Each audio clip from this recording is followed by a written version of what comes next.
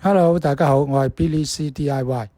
呢個視頻我會講下點樣將你部車變成一部露營車。我哋首先講下梳化床嘅設計同埋製造嘅。你依家睇緊嘅係 Billy C DIY 頻道。喺呢度我會分享一啲我嘅 DIY 習作，包括有水耕種植啦、復古遊戲機啦、礦石收音機啦，同埋其他有興趣嘅嘢。如果你都想睇多啲呢一類嘅嘢，請支持我嘅視頻，訂閱、按讚、分享，同埋撳下個小鈴鐺，咁你就可以收到我最新嘅視頻啦。幾個月前，我將我部舊嘅 Honda Stepwagon 2006年嘅車賣咗，買返呢一架2011年嘅 RK 版 Spada， 發覺佢好適合改裝做露營車。所以我就改咗啦。依家我每日都可以用佢嚟到去唔同地方，過一啲休閒嘅生活，享受一人之境。我今次做嘅梳化床都係靈感來自呢位 Eric Enjoy Earth 嘅 YouTuber 嘅，大家可以參考下呢一啲視頻，就可以睇到其他嘅技術啦。首先，我利用呢一個模型介紹俾大家。呢一個梳化床嘅運作，佢分別有5塊可以活動嘅板，由左邊開始嘅車尾啦，34厘米、6厘米、35厘米、35厘米，同埋最後嘅45厘米，咁總共有5塊板。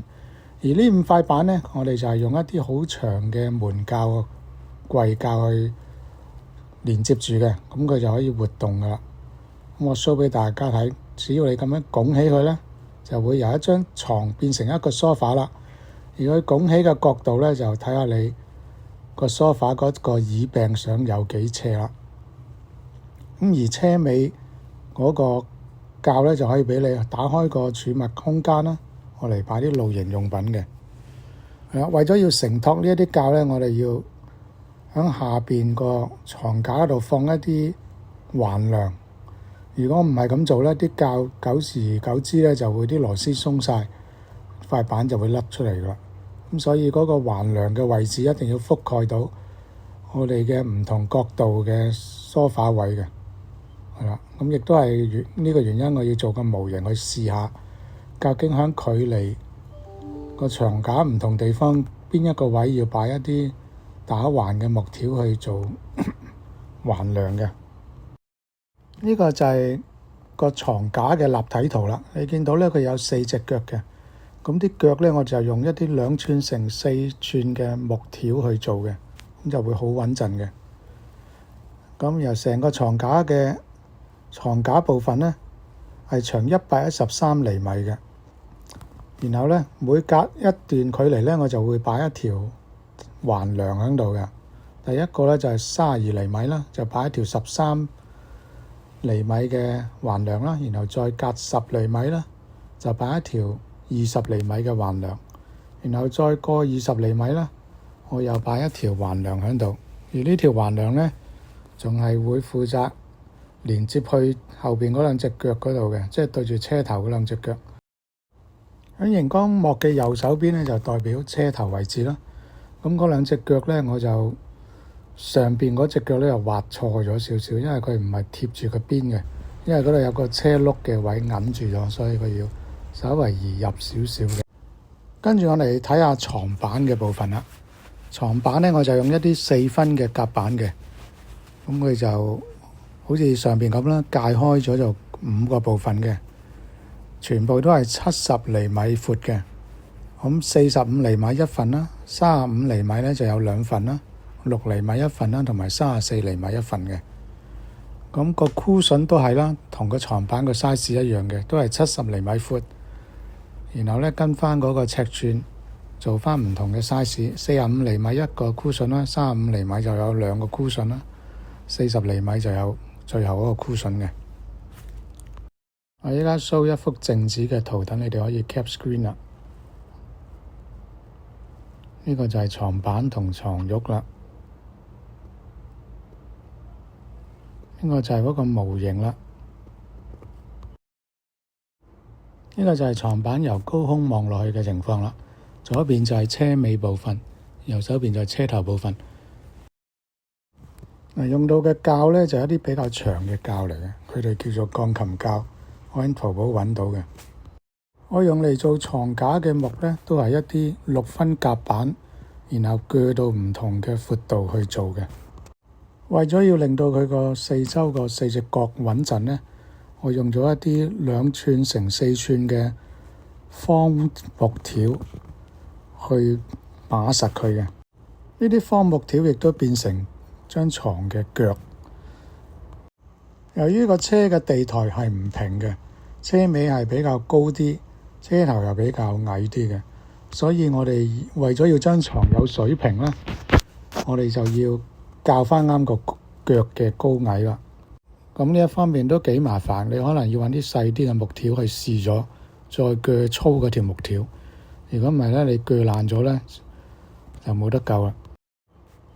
另外一個辦法就係買呢一啲淘寶上面揾到嘅家私腳，佢個硬度好高嘅，所以可以承受到你個人嘅重量，而佢係可以俾你調整個高度嘅，咁你就可以一路調一路就啦，就唔使鋸來鋸去啦。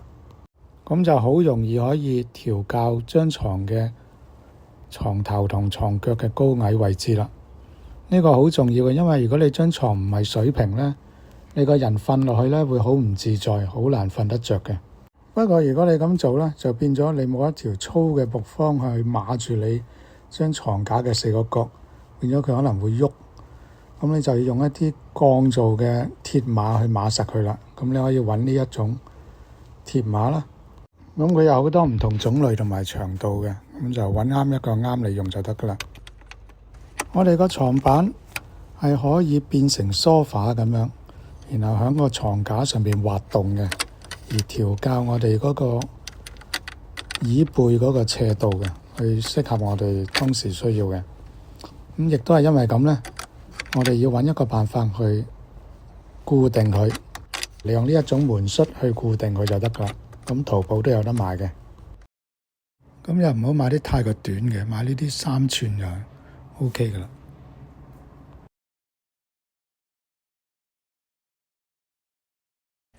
當我哋要由梳化變成一張床呢，我哋就將佢滑到去平嘅位置啦。然後我哋就要將下邊收埋嗰個隱藏嘅腳拉直啦，因為隻腳呢係我嚟支撐張床嘅最後嗰一塊木板嘅。咁我哋可以用呢一種活動嘅鉸去安裝嗰隻腳嘅，用嘅時候就拉出嚟，唔用就收返上去。可能大家都會問，就咁擺張床喺個車度會唔會跣來跣去㗎？一路行車左飄右飄咁樣。咁其實呢，我係有一個辦法，利用嗰個依家見到車尾打橫嗰條木方呢，佢就會卡住咗車尾有一個位，啱啱有條槽嘅。咁你卡住喺嗰度，然後將呢一條木方上落去嗰個床嘅腳嗰度，咁佢就可以穩定㗎啦。安裝車尾呢條長嘅木條，仲有第二個用途嘅，就係愛嚟安裝一條 C 型嘅鋁金屬槽，然後我哋就可以放一塊小台面，方便我哋野餐用嘅。另外再進一步穩固張床，我哋可以將佢綁落嗰個第3排座位嗰個扣嗰度。咁佢喺個車轆上邊有一個扣嘅，用鋼線或者其他方法將佢固定好，然後另外一邊上螺絲上落去個床架，咁就 OK 噶。最後我哋講返個箍筍啦。箍筍呢，我哋可以喺淘寶嗰度訂啦，或者買佢現成嗰啲箍筍啦，通常都係200厘米長嘅，咁就分開4份咁樣接得埋嘅。咁如果你買咗嗰啲返嚟呢，都係100蚊人民幣以下嘅啫。你就可以攞返嚟啦，然後自己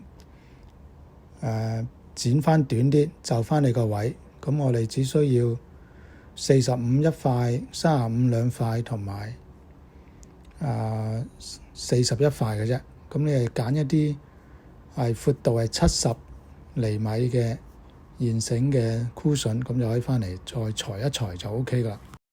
等我打開其中一個拉鏈俾大家睇下，全部呢一啲箍筍都係用拉鏈去縫嘅。然後你又可以將個箍筍裁翻啱嗰個大細啦，嗰個海綿。咁用普通嘅剪布嘅大剪刀去剪就得噶啦。咁啊，保持剪嘅時候要垂直啦。然後我哋就要改細啲每一個箍筍嘅套啦。咁我只不過係將佢長咗嗰部分剪走咗，留翻啲布咧，做翻一個埋口。然後咧就係見到呢一塊7厘米闊嘅布帶，用衣車車一個圈咁就 OK 噶啦。跟住反翻去啦，你就會發覺個角落頭位就好靚噶啦。咁啊，盡量唔好剪有拉鏈嗰部分，因為嗰度比較難搞啲，比較複雜啲。剪就剪冇拉鏈嗰部分，然後就幫佢封翻口就 OK 啦。咁我依家就可以將個箍筍塞翻入去啦。我呢個箍筍就係5厘米厚嘅，之前揀過一啲10厘米厚嘅，因為想比較舒服啲。但係結果咧就因為太厚啦，晾高咗張床，搞到我個人一坐埋去咧，個頭又頂住個天花板，所以後尾改翻做5厘米咧，就冇呢個問題發生啦。跟住我哋每一個箍筍鋪翻去啱嘅位置啦，最近司機位嗰個就45厘米啦，然後跟住有2塊35厘米啦，最近車尾嗰個就係40厘米嘅。咁我哋喺個床板嘅兩邊咧都要做一條指口位，好似一條眉咁樣去頂住嗰個箍筍。如果唔係咧，我哋將佢變梳化嘅時候咧，喐來喐去咧，嗰個箍筍就好容易彈出嚟噶。近車頭嗰邊又要做呢一個啦，近車尾嗰邊都要做翻呢一塊環眉去頂住佢嘅。如果你唔想花時間自己車呢啲箍筍袋啦，你可以喺淘寶呢啲賣箍筍嘅地方直情叫佢訂做，俾個尺寸佢就得噶啦。咁通常佢會收多你1半價錢去做人工嘅，即係譬如我呢一個100蚊就咁買佢現成嗰啲咧，你叫佢訂做可能變咗做150蚊咁啦。咁你可以值得花少少錢叫佢做，因為佢啲手工可能會靚啲嘅。我之前嗰個10厘米厚嘅咧就係訂做噶啦，俾大家睇下。呢一個見到嘅就係10厘米厚噶啦，因為我同時都加到硬度高咗，所以咧最後我要俾228蚊人民幣先買到嘅。今次個視頻到呢度就完啦。如果你仲有啲咩問題，可以留言話俾我聽，我會盡量答你嘅。如果你覺得我呢一啲視頻係幫到你嘅，請支持我，按讚、訂閱、分享同埋撳下個鐘，下次我出下一條片就會通知到你啦。下一條片係會講點樣整個櫃同埋台面嗰啲嘅。咁下次見，我係 Billy C DIY。